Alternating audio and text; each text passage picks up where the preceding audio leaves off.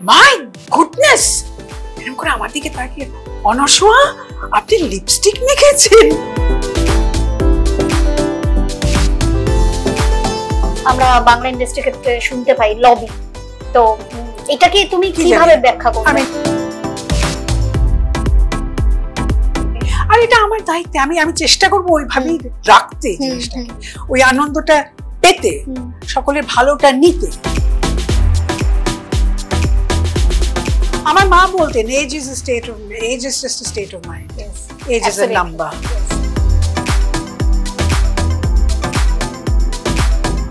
News now কথোপকথনে আজকে আড্ডা দেব আমার, আপনার, আমাদের সকলের পছন্দের অভিনেত্রী অনস্বয়া মজুমদারের সঙ্গে। অনস্বয়া দি, থ্যাংক ইউ সো মাচ আজকে টাইম দেওয়ার জন্য। মোস্ট ওয়েলকাম, আমি খুব খুশি।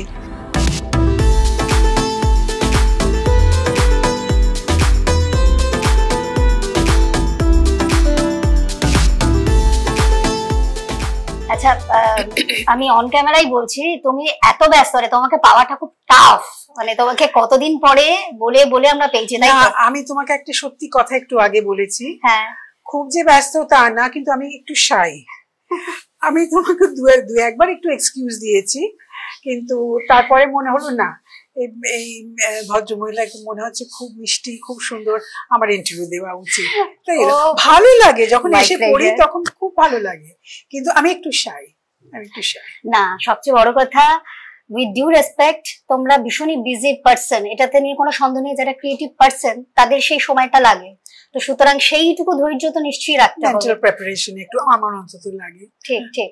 এবং সেই জায়গা থেকেই মানে আমার প্রশ্নটা, যে তোমাদের ফিল্ডটায় যেখানে বলা হয় খুবই আনসার্টেনিটি, কাজ পাওয়াটা খুবই ডিফিকাল্ট, সবসময় পাওয়া যায় না, বিশেষ করে যত বয়স হয় তত বেশি কাজের সংখ্যা কমতে থাকে, কিন্তু সেই জায়গা থেকে আমি তো বলবো তুমি ভীষণই ব্লেসড, কারণ তুমি সবসময় কোনো না কোনো কাজের সাথে যুক্ত। এই ম্যাজিকটা কিভাবে, সেটা বলো। ম্যাজিক কিছু না,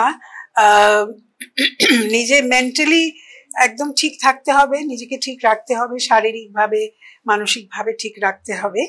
এবং আমি চিরকাল খুব অ্যাক্টিভ লাইফস্টাইল ছিল আমার। আমি চাকরি করতাম, থিয়েটার করতাম, আসন করতাম, নাচ করতাম, টেলিভিশনে কাজ করতাম, দু একটা ছবিও তখন করতাম, ফলে সংসারও করতাম। ফলে আমার অভ্যেসই ছিল খুব, মানে আমি বলতাম দিনে 24 ঘন্টা না হয়ে 36 ঘন্টা হলে ভালো হতো, কারণ আমার 24 ঘন্টা মনে হতো খুব কম সময়, আমার এত কিছু করার ছিল। কিন্তু সেটা কমতে কমতে সেটাই একটা অভ্যেসের মধ্যে যখন দাঁড়িয়ে গিয়েছিল, ওই এনার্জি লেভেলটা ছিল। এখনো মনে হয় আমার ভালো লাগে, আর বিশেষ করে কাজটাকে ভালোবাসতে হবে। আমি আমার কাজকে, আমি যখন চাকরি করতাম তখন আমার কাজকে খুব ভালোবাসতাম, থিয়েটারকে খুব ভালোবাসি, অভিনয় করতে খুব ভালোবাসি। তো যেখানে ভালোবাসা আছে সেখানে তো মন থাকবেই পড়ে, অটোমেটিকলি এনার্জি লেভেল বেড়ে যাবে, ভালো লাগবে। সেই হিসেবে এখন ঠিকঠাক আছে। আর বয়স যত হয় আমি বলবো যে কাজ কমতে থাকে না, শরীর টরীর খারাপ হয়ে গেলে কাজ কমে, তা না হলে আমি বলবো ক্যামেও রোলস, আর ধরো মায়ের চরিত্র বা যেগুলো আমরা করে থাকি, এগুলো তো ইজিলি পাওয়া যায়, সহজেই খুব আমাদের কথা ভাবেন। হ্যাঁ, তোমাদের কথা ভাবে, কিন্তু সকলের কথাই কি সমানভাবে ভাবা হয়? মানে ধরে নাও যাদের কথা ভাবেন তাদের কথাই হয়তো ভাবে, মানে অনেকের কিন্তু অভিযোগ থাকে যে আমরা কাজ পাই না, সেটার কি মনে হয় যে তাহলে কি এখানে হতে পারে, কিন্তু আমি বলবো আমি সেই হিসেবে আমার ভাগ্য ভালো, আমি কাজ পেয়েছি। নিজেকে কি জানো তো, ক্রিয়েটিভিটিটা কখনো মরতে দিতে নেই। ক্রিয়েটিভিটি সকলের মনেই সবসময় থাকে, যারা সিনিয়র তারাও সবসময় কাজ নিয়েই ভাবতে থাকেন। আমি যেটা করি, আমি সবসময় একটা চরিত্র নিয়ে দিনরাত ভাবি, কিংবা যে কোনো একটা চরিত্র, প্রিয় চরিত্র, সেটা নিয়ে ভাবি। ছবি দেখি, থিয়েটারতে একটু কম দেখা হচ্ছে, তবুও যখনই সুযোগ পাই দেখি। মানে মনটাকে তাজা রাখতে হবে, সচল রাখতে হবে। আমার মা বলতেন age is just a state of mind, age is a number. তো আমি সেটাই ফলো করি। তুমি একটু আগে বলছিলে যে তুমি বিভিন্ন রকম করতে, মানে নাচ করছো, যোগা করছো, তারপর চাকরি তো করতেই, তো এত কিছুর মধ্যে পুরোপুরি ভাবে, মানে 2006-তে তুমি বোধহয় চাকরি ছেড়েছো, তো এত কিছুর মধ্যে কেন অভিনয়টাকেই মনে হলো যে রেস্ট অফ লাইফ আমি অভিনয়টার মধ্যেই থাকবো? অভিনয়টা আমি ছোটবেলা থেকেই খুব ভালোবাসতাম, এবং আমার মনে আছে আমরা তো ধানবাদে মানুষ হয়েছি, আমার মা খুব স্মার্ট মহিলা ছিলেন, ওয়েস্টার্নাইজ ছিলেন, স্মার্ট ছিলেন। টেনিস খেলতেন, বাবা মা টেনিস খেলতেন, দুজনেই ব্রিজ খেলতেন। আমার মা আমার স্কুলের সেক্রেটারি ছিলেন, সোশ্যাল ওয়ার্ক ভীষণভাবে করতেন, ফরাসি জানতেন, গ্রাজুয়েশন করে ফরাসি, উনি ব্যাঙ্গালোরের মানুষ ছিলেন। ফলে খুব উৎসাহ দিতেন আমার মা, নিজে খুব ভালো গান করতেন, খুব উৎসাহ দিতেন। সেই উৎসাহে আর ছোটবেলা থেকে আমার জিন্সের মধ্যেই ছিল। আমার ঠাকুরদা শুনেছি অভিনয় করতে ভালোবাসতেন, তো জিন্সের মধ্যে ছিল। আমাদের ফ্যামিলিতে বাবার তরফে অনেকেই অভিনয় এবং ইয়েতে ডিরেকশনে ছিলেন, যেমন রমেন রায় চৌধুরী আমার এক পিসতো দাদা, আরো আছেন অরুন্ধতী দেবী আমার পিসি ছিলেন, আমার আপন পিসি না, আমার বাবার কাজিন, এরকম আরো 3-4 জন আছেন। ফলে অভিনয়টা বোধহয় আমাদের ফ্যামিলির মধ্যে এমনিতে জেনেটিক আর কি ছিল। আর ছোটবেলায় আমার যে কোনো একটা ড্রামাটিক নাটকীয় পরিস্থিতি হলেই আমি সবচেয়ে আগে সেখানে পৌঁছে যেতাম। কে কোথায় অজ্ঞান হয়ে গেল ছুটতে চলে যেতাম, আর মা কি রেগে যেতেন আমার উপরে, চলে আয়। মানে আমি শুধু মানে অজ্ঞান হয়ে গিয়েছে বলে যেতাম না, আমি মানে কিভাবে অজ্ঞান হয়ে পড়ে থাকে মানুষ, তার কি এক্সপ্রেশন থাকে, তার কিরকম একটা মানে পেল হয়ে যায়, তো সে কিভাবে পড়ে থাকে সেটা শেখার জন্য। মানে তোমার অবজারভেশনের জন্য, দেখার জন্য। তো আমি এবং আমাদের স্কুলে ছোট্ট স্কুল ছিল, স্কুলে যত নাটক হতো, যত নাচের প্রোগ্রাম হতো, যা হতো সবেতেই আমি থাকতাম, সকলেই থাকতো, কারণ যেহেতু সংখ্যা কম সেখানে করতাম। তো সেখান থেকে আমার ভালো অভিনয় ভালো লাগাটা রয়েছে। কলেজে প্রত্যেকটা ইন্টার কলেজে যত ফেস্টিভ্যাল হতো যেতাম, ফার্স্ট প্রাইজ পেতাম। আমাদের একটা দলই ছিল, একজন পেত বেস্ট ডিবেটার তিলোত্তমা তরুর, আরেকজন বেস্ট সিঙ্গার গোপা ঘোষ বলেছেন বেস্ট সিঙ্গার, আমি পেতাম বেস্ট অ্যাক্ট্রেস, আমাদের গ্রুপের মধ্যেই ছিল আর কি। তো ওটা করতে করতে তখন আমার মনে হলো, একজন আমাকে বললেন যে একটু ভালো অভিনয় শিখতে চান যদি আপনাকে আমি নিয়ে যাবো বৌদির কাছে, মানে তৃপ্তি মিত্রের কাছে, শ্রীমতী তৃপ্তি মিত্র। বৌদির কাছে গেলাম, বৌদির থ্রু দিয়ে আমি বহুরূপী জয়েন করলাম। সেখানে 1-1.5 বছর ছিলাম, প্রচুর শিখেছি ওনার থেকে, শাওলিদির থেকে, বাকি যারা সিনিয়র ছিলেন তাদেরকে দেখে। রমাপ্রসাদ মনিক আমার ছোট, তা সত্ত্বেও ওকে দেখে আমি প্রচুর শিখেছি, সেও আমাকে অনেক শিখিয়েছে পরবর্তীকালে চেনা মুখে। তো অভিনয়টাই মনে হলো, নাচ যদিও করতাম আর মনে হতো নাচটাই করবো, কিন্তু এদিকে চাকরি ওদিকে অভিনয়ের একটা টান। তখন তো টেলিভিশন আর ফিল্ম তো ছিল না, কিন্তু থিয়েটারটা ছিল, আর ওদিকে নাচটা ছিল, মানে সবই আর কি সব মিলিয়ে একটা। ওই সময় কোনো দ্বন্দ্ব তৈরি হয়নি, একদিকে চাকরি সামলাচ্ছ, একদিকে অভিনয়, আবার নাচ, তো মানে সবটা সুন্দর করে ম্যানেজ করতে পারাটাও তো একটা ফ্যাক্টর। ম্যানেজ তো শুধু নিজেকে করতে হয়নি, আমি খুব উৎসাহ পেয়েছিলাম আমার পরিবারের থেকে, বিয়ের আগে মায়ের থেকে, দিদিদের থেকে, বিয়ের পর আমার হাজবেন্ড সুব্রত, আমার শাশুড়ি মা সবসময় আমাকে এনকারেজ করতেন, এখনো। আর আমার অফিসে আমার কলিগরা, আমার বসেরা ভীষণভাবে উৎসাহ দিতেন। ওনারা বুঝতেই পেরেছিলেন যে এটাই বোধহয় ওর, উনি মানে তুমি অভিনয়টাকে লালন করো সবসময়, ফলে ভীষণভাবে আমাকে ছেড়ে দিতেন, ছুটি দিতেন। এগুলো অনেক বড় হেল্প। একবার আমার মনে আছে স্টাফ থেকে অফিসের লেভেলে, এক্সিকিউটিভ লেভেলে যখন একটা প্যানেল অফ ইন্টারভিউয়ার্স ছিলেন ব্যাঙ্গালোর থেকে, তারা আমাকে জিজ্ঞেস করেছে, why don't you want to, if you want to shift to Bangalore, why don't you want to shift to Bangalore? I said, no, I can't shift to Bangalore. Why not? মানে আমার মুখ দিয়ে সঙ্গে সঙ্গে বেরিয়ে গেছে, I have my theatre here. বলে, no, we have theatre in Bangalore. I said, it's not the same. But theater in Kolkata is not the same as Bangalore. ভীষণ ভালো থিয়েটার, কিন্তু আমি তো এখানেই থাকতে চাই, এখানেই গ্রুপ থিয়েটার করতে চাই। মানে তার মানে কোথাও আমি যাইনি, এই শহরের প্রতিও তোমার একটা টান, মানে অনেকে আবার, এবং যাদের দেখেছি, যাদের আদর্শ বলে মনে হয়েছে আমার কাছে অভিনয়ের, তাদেরকে দেখে আমার মনে হয়েছে this is the last word in acting, আমি কোথাও যেতেই পারবো না। আর শিখছিলাম তখন, আমার কত শেখা বাকি এখনো মনে হয়। আমি তো ছোটদের দেখে শিখি, তারা এত স্মার্ট আজকালকার দিনে, যারা তোমাকে দেখছে, আমি তো শিখি তাদের থেকেও, শেখার কোনো শেষ নেই। and you mustn't stop learning. একদম সত্যি কথা। কখনো যদি মনে করি আমি যে আমি সব জানি, then I'm the worst believer possible. I'm finished. ঠিক।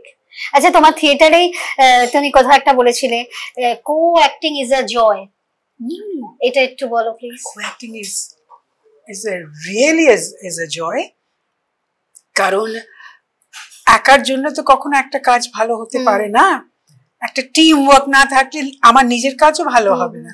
আমার কো অ্যাক্টরস, আমার আশেপাশে যারা আছেন, তারা যদি ভালো করে না, আমি একটা জায়গায় একটা ডায়ালগ ছাড়ছি, সেই সুরেই তারা মানে এটা ডায়ালগটা ধরছেন, সংলাপটা, এগুলোই তো কো অ্যাক্টিং।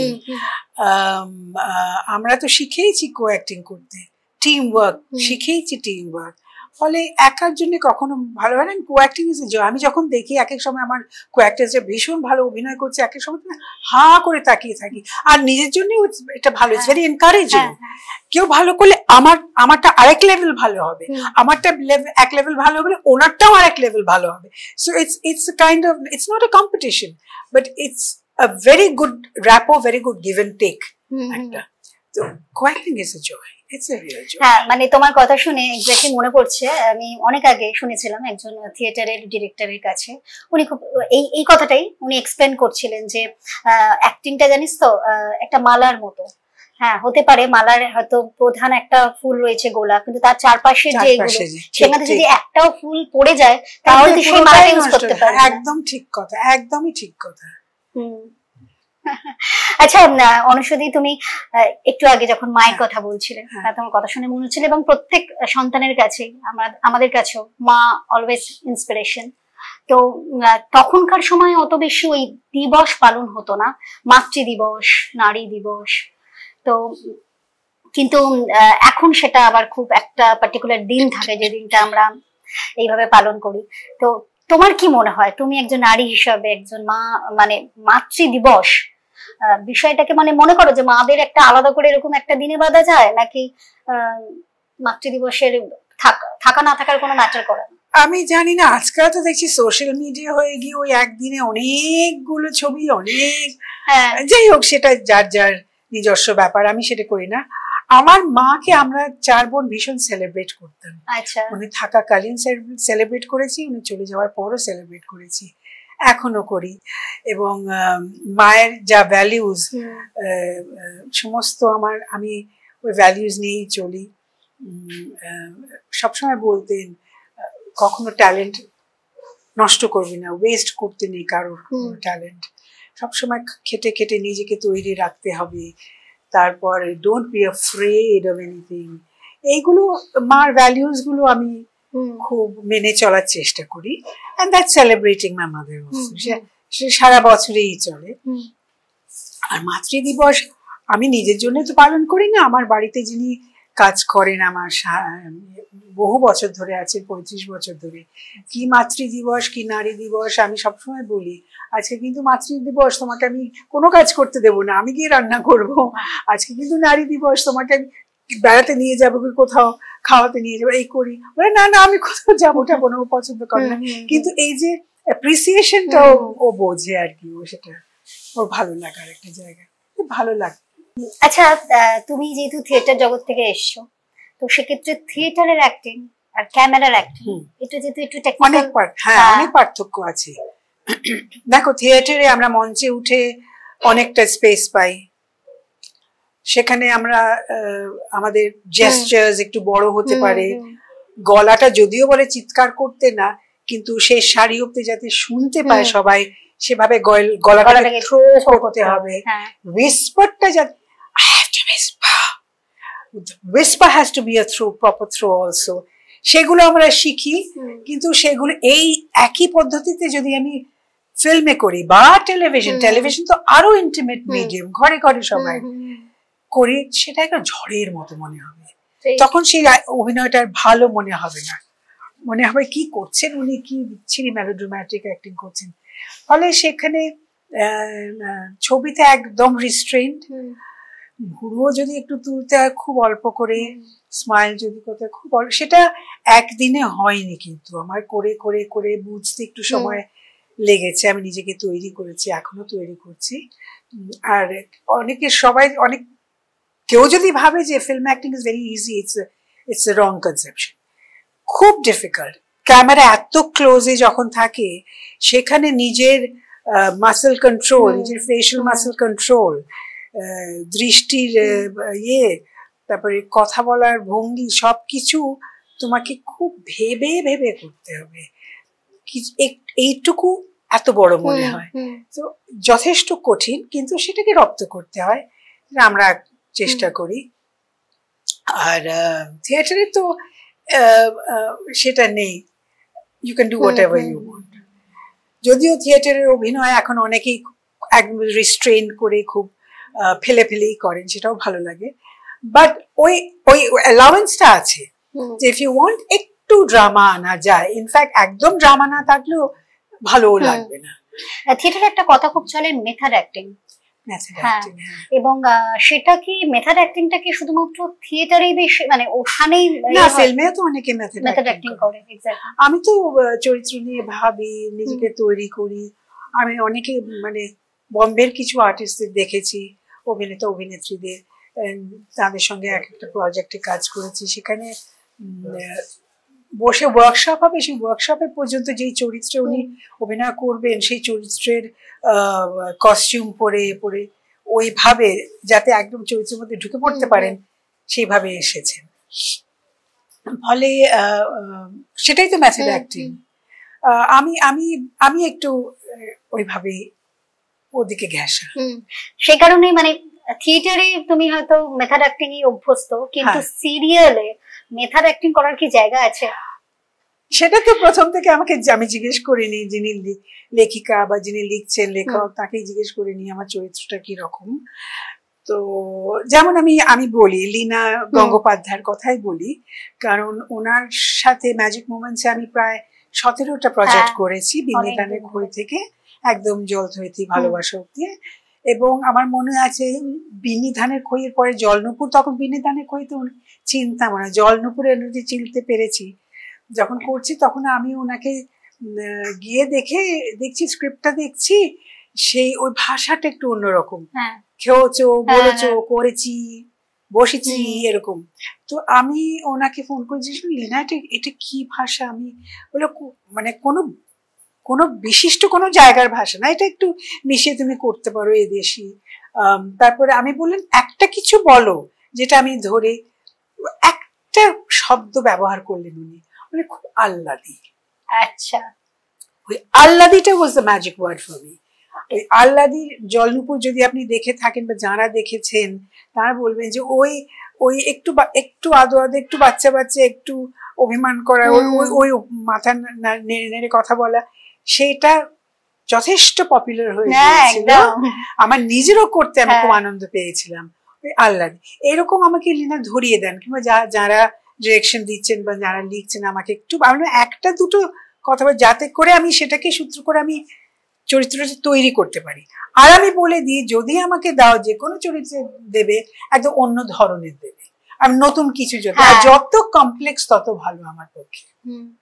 আমার মেন্টাল এক্সারসাইজ শুরু হয়ে যায় সেই মুহূর্ত থেকে। একই ধরনের চরিত্র করতে করতে কোথাও কি এটা মনোটোনাস? তখন আর মনোটোনাস না, it's my responsibility as an actor to কি বলবো, to give enough time, to dedicate enough time to that character, to the building of that character. আমি যদি বলি ও এটা হয়ে যাবে, আমি ওখানে গিয়ে দেখি না, স্টেজে মারামারি কোনো চরিত্র না, কি থিয়েটার, কি ছবি, কি টেলিভিশন। আমি টেলিভিশনকে কখনো ছোট করে দিই না, আমার মনে হয় যেন যথেষ্ট দায়িত্ব নিয়ে এই কাজগুলো করতে হয়। 1 নম্বর, আমরা আগে থেকে স্ক্রিপ্ট পাই না, ওই মুখস্থ করতে হয়, তারই মধ্যে আমাকে চরিত্রটা ভেবে নিতে হবে, তারই মধ্যে কো অ্যাক্টরসদের সঙ্গে কিভাবে আমি ইন্টারঅ্যাক্ট করবো সেটাও ভেবে নিতে হবে, অনেক যথেষ্ট খাটনি আছে এবং ভাবনা নিয়েই নামতে হয়। উচ্চারণ ঠিক করতে হবে, অনেক সময় উচ্চারণ অনেকে একটু ভুল হয়, এখানে উচ্চারণ ঠিক করতে হবে, এগুলো ভেবে, and it's a good day's work, it's a lot of homework. মানে ওই যে তারাটা থাকে, একটা 22 মিনিটের ফুটেজ তোলা, ওই যে তারাটা থাকে এবং তোমাদের কি সেই তারার মধ্যে একটা ক্রিয়েটিভিটিকে বার করা, এটা একটা ক্রিয়েটিভিটি ফিল্ড ভীষণ।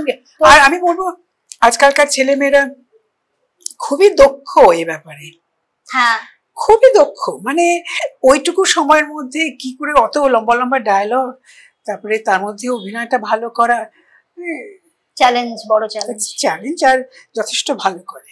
তোমার তার মানে অনেকে আবার বলে থাকেন এখনকার জেনারেশনের সাথে কাজ করা যায় না, তারা ভীষণ ডিসিপ্লিন নেই তাদের কোনো, তারা রিলস বানায়, তোমার কোনো কমপ্লেন নেই? না না, আমি you have to be much more large hearted than that. আমার কোনো কারোর প্রতি কোনো, আমি নিজে কি সব ভালো সব ঠিক তা তো না, আমি আগে নিজেকে আয়নায় নিজেকে দেখে নেবো না। এদের যদি কোথাও কিন্তু ঘাটতি থাকে তুমি শিখিয়ে দেবে, that's your role as a senior হিসেবে, কিনা বলো, আমি শিখতে পারি এবং তারা শেখেও। আমার যদি কখনো মনে হয় যে, অনেকে ছোটরা এসে আমাকে দিদি আমার যদি কোনো ভুল হয় আমাকে একটু ধরিয়ে দিও, একটু বলে দিও, আমি নিশ্চয়ই বলবো। ভুল হবে কেন, ভুল হয় না, কানে যদি লাগে, বিশেষ করে উচ্চারণটা একটু ঠিক তাড়াতাড়ি বলতে গিয়ে, কর্তব্যকে কর্তব্য বলে অনেকে, হ্যাঁ, আসছি কে আসছি বলে, এগুলো একটু ঠিক করে দে। বাংলা ভাষায় তো ফ বলে কিছু নেই, হ্যাঁ, ফল ফল ফুল, এগুলো একটু ধরিয়ে দেওয়া ঠিক করে, এগুলো আমি বলে দিই যে একটু কানে লাগে, একটু জাস্ট একটু মাথায় রেখো। ওই গানটার মতো হাসপাতাল, ওই যে গানটায় ওইটাই উচ্চারণ। আর ছোটরা না, আমি খালি শেখাবো কেন, আমি তো শিখবো তাদের থেকে। আমি দেখি ওদের স্মার্টনেস, ওরা কত কি জানে, ওরা মেকআপ কত ভালো জানে, আমি আজ অব্দি মেকআপ শিখিনি। ওদেরকে জিজ্ঞেস করি বলতো আমি কি কিনবো, এটা কিনবো না, এটা, হ্যাঁ দিদি তুমি এটা কিনো না, আর আমি দেখ আমার এখন ড্রাইং স্কিন, আমার এজিং স্কিন, কিন্তু তোদের মতো ফ্রেশ স্কিন না, সেভাবে বলবি। আমার খুব আনন্দ পাই, এবং এই আনন্দটা আমার মনে হয় সাজঘরের মেকআপ রুমের এই আনন্দটাই আমরা ফ্লোরে নিয়ে যাই, তখন আমাদের কো অ্যাক্টিংটাও আরো ভালো হয়। মেকআপ রুমের বন্ডিং যত ভালো হবে সেটাই কিন্তু রিফ্লেক্ট করবে। এক্স্যাক্টলি। আর এটা আমার দায়িত্ব, আমি চেষ্টা করবো ওইভাবেই রাখতে জিনিসটাকে, ওই আনন্দটা পেতে, সকলের ভালোটা নিতে, খারাপটা না দেখে ভালোটাই, সেটাই, পজিটিভিটি খুঁজলে পজিটিভিটি পাওয়া যায়, তাহলে আমার ক্রিয়েটিভিটি থাকবে। তুমি একটু আগে বলছিলে 17 বছর গ্রিনাদি হাউসে করছো, আচ্ছা, অদ্ভুত ভাবে এরকম, এটা কি ইন্ডাস্ট্রির বোধহয় একটা অলিখিত বোধহয় একটা নিয়ম হয়ে যায়, বা চলতে চলতে বোধহয় সেভাবেই পথ চলাটা হয়, মানে এরকম যে কটা হাউস আছে প্রত্যেকেরই কিছু আর্টিস্ট সেই হাউসেরই, মানে সিলেক্টেড আর্টিস্ট, যেমন তুমি বলছো তুমি 17 বছর এই হাউসেই করছো, আবার যারা অন্য হাউসে তারা ওই হাউসেই করছে। তো এই বিষয়টা কেন, মানে একজন আর্টিস্ট তো সবটা হাউসেই করতে পারে, কিন্তু সেটা মানে অনেক সময় যেটাকে বলা হয় না, আমরা বাংলা ইন্ডাস্ট্রির ক্ষেত্রে শুনতে পাই লবি, তো এটাকে তুমি কিভাবে ব্যাখ্যা করবে? আমি লবি টবি কোনোদিন করিও নি, শুনিও নি, আমার ক্ষেত্রে সেটা প্রযোজ্য নয়।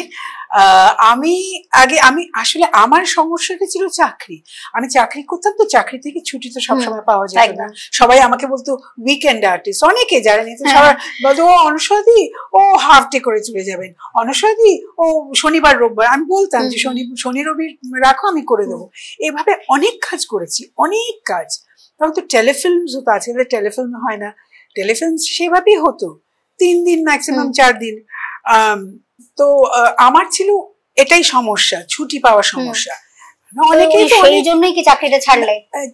সেই জন্য ছাড়িনি, চাকরি আমি ছেড়েছি 32 বছর পর, আমার তখনও 10 বছর না কত চাকরি বাকি ছিল। আমি ছেড়েছি, আমার বস রিটায়ার করছিলেন, আমার আগের বসেরা সবসময় বলতেন যে Anusuya you are so good at this, why don't you do this permanent as full time. আর তখন চাকরি ছাড়বো, একটা সিকিউরিটির ব্যাপার আছে, অত একটা হিউমাঙ্গাস স্যালারি পেয়ে অত পার্কস পেয়ে চাকরি ছাড়বো। কিন্তু আমার শেষে আমার বস, লাস্ট বস যখন রিটায়ার করে, তখন বাই দেন আমার একটা কাগজের দিকে আমি তাকাতে পারতাম না, এত উনি নির্ভরশীল ছিলেন আমার উপরে।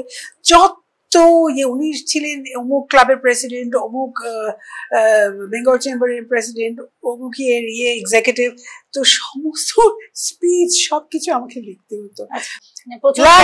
প্রেশার ছিল প্রচুর। ওই জন্য আমার তখন মনে হলো উনি রিটায়ার করছেন, আমিও ছেড়ে দিই এই সুযোগে। উনি বললেন যে না না, ছেড়ো না, তোমাকে আমরা আরেকটা প্রমোশন দিয়ে তোমাকে একটা ভালো জায়গায়, please I want to leave and I want to leave with everything. তো আমি ছেড়ে দিলাম। মানে প্রমোশনের এটাও হাতছানিটাও তুমি এই করে ছাড়তে পারলে, এটার জন্য কিন্তু সাহস দরকার। না, সাহস কি, দেখো জীবনে তো একটু ঝুঁকি নিতেই হবে। কোনো ঝুঁকি নেব না, সবকিছু হাঙ্কি ডরি থাকবে, সব সুবিধা মতন একদম কোলে পড়ে যাবে, তা তো নয়, একটু ঝুঁকি। আর আমি সারা জীবন তো চাকরি করেছি। তারপর আমার মনে হয়েছে এখন যদি আমি ফুল টাইম অভিনয়টা না করি, এরপরে আমার ওই ভাবার ক্ষমতাটা আমি হয়তো থাকবে না, আমি একটা চরিত্র নিয়ে ভাবতে পারবো না, আমি দিন রাত সেটাকে নিয়ে মনের মধ্যে একটা মেন্টাল এক্সারসাইজ আমি করতে পারবো না, আমি কবে করবো তাহলে? So I left. আচ্ছা আচ্ছা, ছেড়েছি, সঙ্গে সঙ্গে কাজ পেয়ে গেছি, থিয়েটার তো ছিলই, নাচ তো ছিলই, আমি খুব এনজয় করেছি।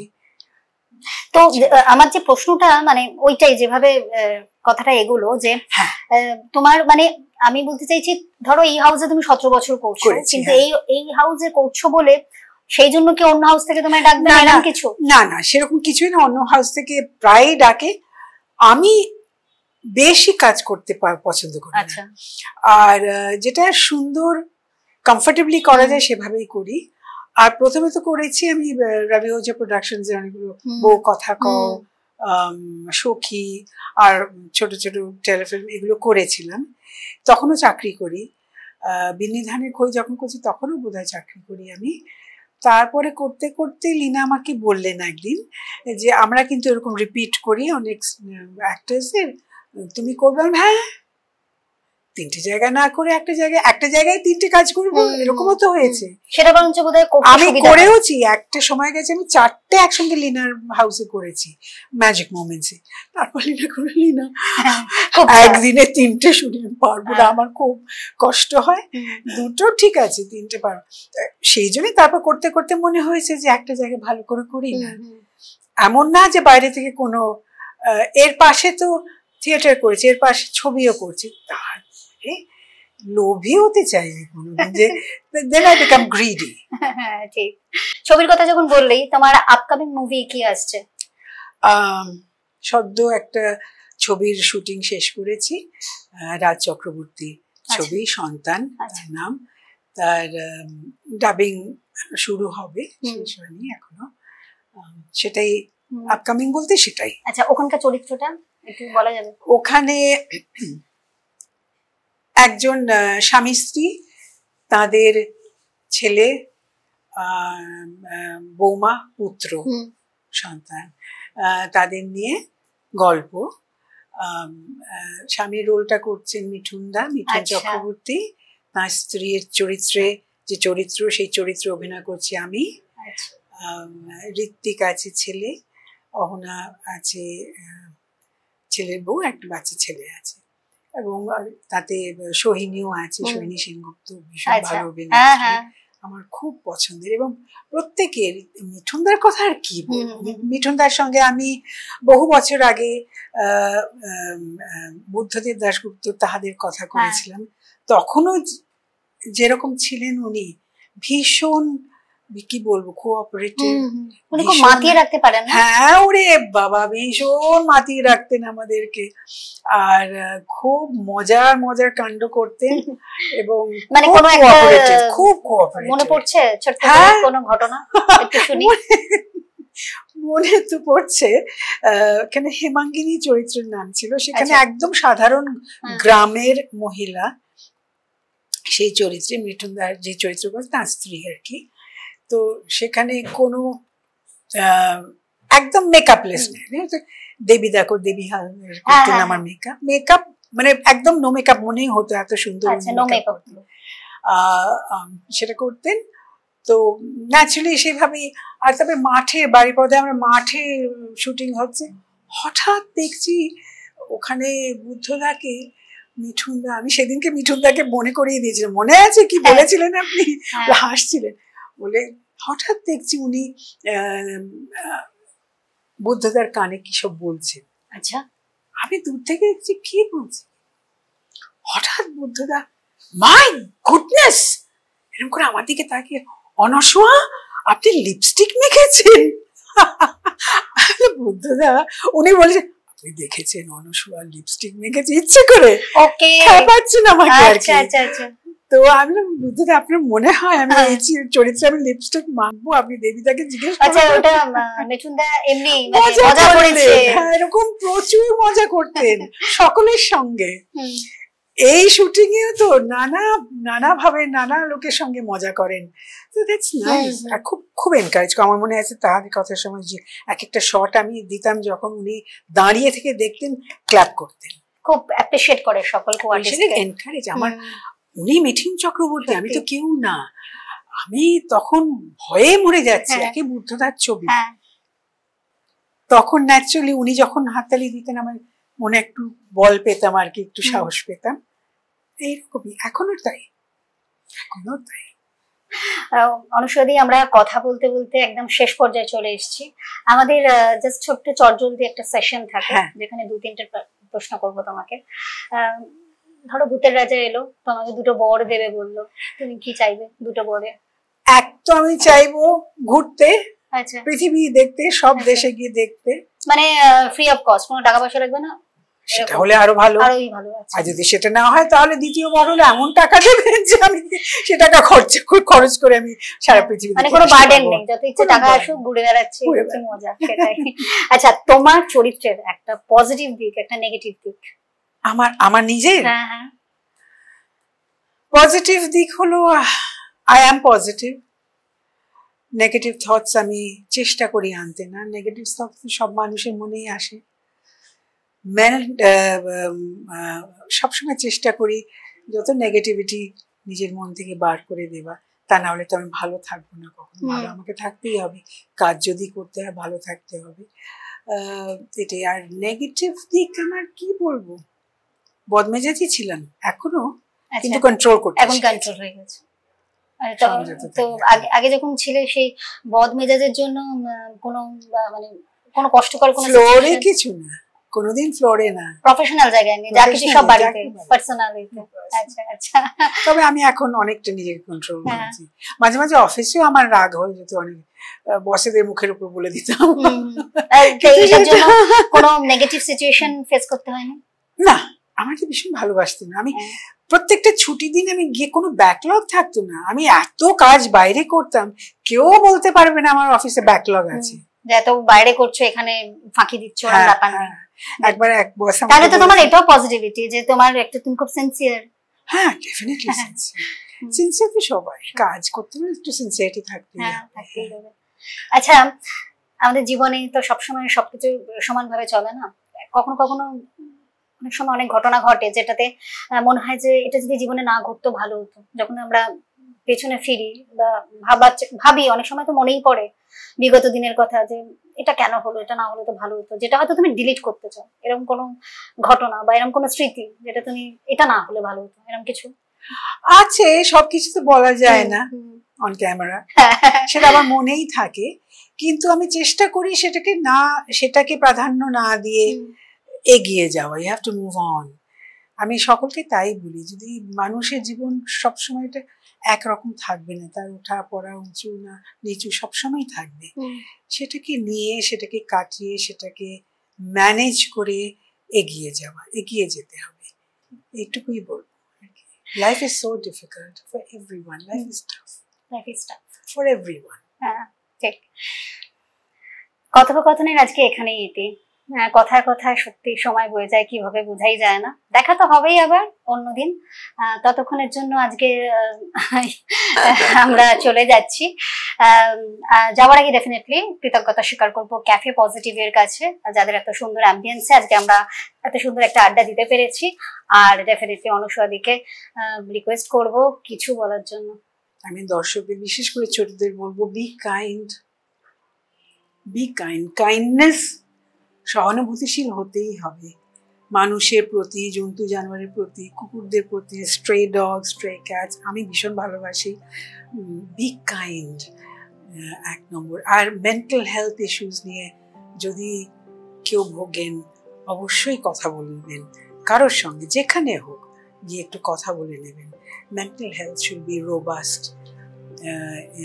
কোনো নেগেটিভ থটস আনবেন না, কোনো ডেসপারেট থটস মাথায় কখনো আনবেন না, এটুকুই আমি বলতে পারি। আমাদের তরফ থেকে যতটা সম্ভব আমরাও কথা বলতে পারি, আমরাও সাহায্য করতে পারি, এটাই মাথায় রাখবেন। Keep your mentally be healthy.